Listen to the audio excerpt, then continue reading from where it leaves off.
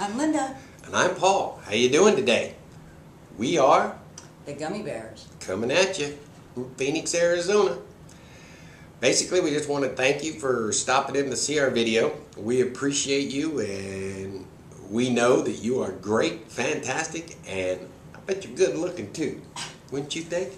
They gotta be good looking if they're checking out our videos, right? Well, just good looking because they are who they are. That's true. That's true. I forgot. My bad. But they're smart. I give you that. They're smart for checking out our videos. Anyway, just wanted to be this is going to be a quick one. I don't know how where you guys all come from, but for us, like, I came from a Catholic background, and Linda came from a, well, you can know. Southern Baptist. Yeah. Did you like roll on the floor and stuff? No. No?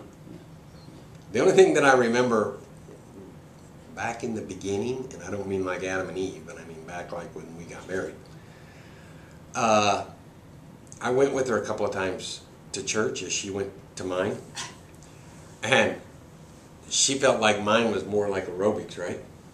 Well, aerobics, and it's like you stuck out like a sore thumb if you weren't Catholic with the up and down, up You and got to down. know when to stand up, when to kneel, when to sit. It's all about follow through, you know what I mean? I guess. But on the Baptist side, it was more along the lines of everybody wanted to touch everybody. I don't really like people touching me. I mean, I'm past that now, and I'm okay with it, but at the time, I didn't really like people touching me, and her church, they all like to touch. But anyway, growing up, I remember my folks, they didn't really know the Bible that well. At least in our family, and all my cousins and everyone else doesn't really know the Bible that well. They look at the Bible as basically a book to teach you out of. Whether that's right or wrong isn't the point. The point is that they didn't really know it real well, and they would throw things out. And it Folks would, or the my priest folks.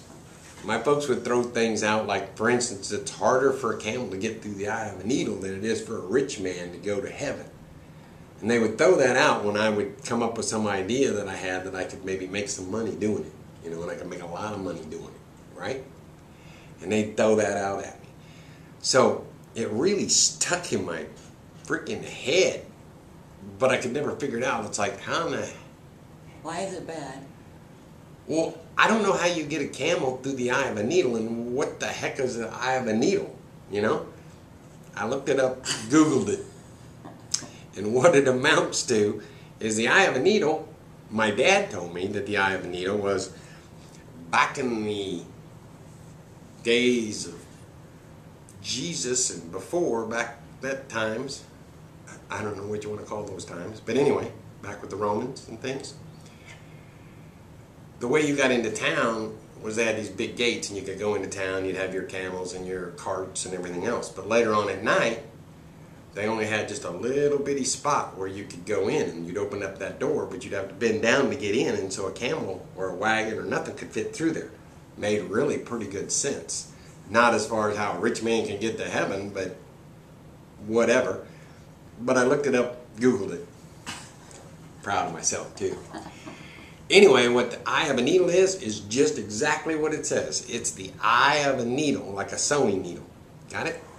And, yeah, I don't know what that is, but that's maybe sewing. But anyway. Also, the word camel and the word rope, way back in the day in the language of Aramaic, actually meant the same thing. So when you, yeah, it's spelt the same, and so when you would say it's harder to get to heaven, like it's harder to get a camel through the eye of a needle than it is for a rich man to get to heaven, what that basically meant that it was harder to basically put a rope through the eye of a needle, not a camel. That made way more sense. But it was easier to do that than for a rich man to get to heaven. Yeah, That's what you're saying. but the whole thing around that wasn't that it's bad to be rich. It's bad to idolize rich or to use people in order to get money, for the love of money. You never want to use people for the love of money. You want to love people and use money. And use that money to make things better for people, which is what we're all about. We pretty much, not even pretty much, we do offer as much help as we can to you, and we're not asking you for any money. Money comes. As long as I help enough people, and one of our goals is to be a walking reward for 10,000 fantastic people, money comes. Don't worry about the money. Worry about you. Worry about loving your neighbor. And don't do things to people that you wouldn't want done to yourself. I don't want to preach by any means. I'm not a preacher, right? No. That's not me. But just looking at things as what's right is right and what's wrong is wrong. Anyway, well, I said it was going to be a quick video. Probably isn't. So, sorry. But, hey, on the upside, don't forget, you're good looking and you're great. Not to mention, you're smart for watching these videos, right? Yep. Yeah. So we'll talk to you on the flip side. Well, you need to tell them to check out our blog.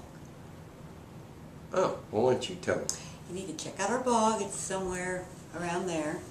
And What is it? our blog, Yeah. it's paulandlundygom.com. There you go. And if you opt in over to the side with your name and your email address, we'll send you a book. And we'll send you newsletters and things like that so you can learn more about us and what we're all about. In fact, later on, we just may get with you, get your home address, and mail you some things for free. Okay? Talk to you later. Have a great day. Bye-bye. Bye. Just got to turn real quick, say bye. I should go out.